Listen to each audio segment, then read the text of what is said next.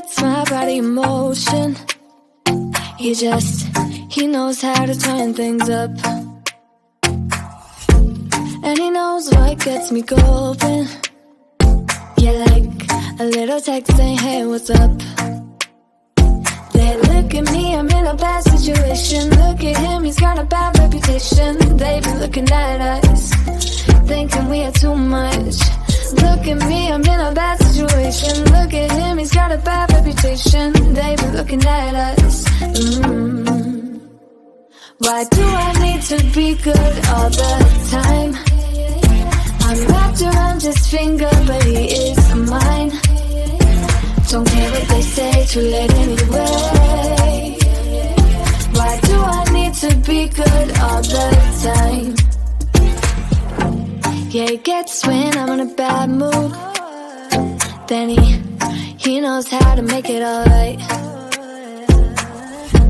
Yeah, I get that you got a history, but I don't wanna think about no other than us. They look at me, I'm in a bad situation. Look at him, he's got a bad reputation. They be looking at us, thinking we are too much.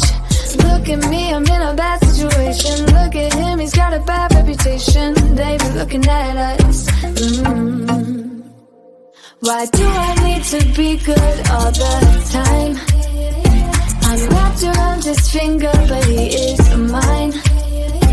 Don't care what they say, too late anyway. Why do I need to be good all the time? Nah, nah, nah. No drama, no drama, yeah. Nah, nah, nah. No drama, no drama, yeah, yeah. Nah, nah, nah. No drama, no drama, yeah. Nah, nah, nah. No drama, no drama, yeah, yeah. Bad history, but what about it? Yeah, he's got a bad history, but I want him anyway. So look at me, I'm in a bad situation. Look at him, he's got a bad reputation, but what about it? Why do I need to be good all the time? I'm wrapped around his finger, but he is mine. Don't care what they say, too late anyway. Why do I need to be good all the time?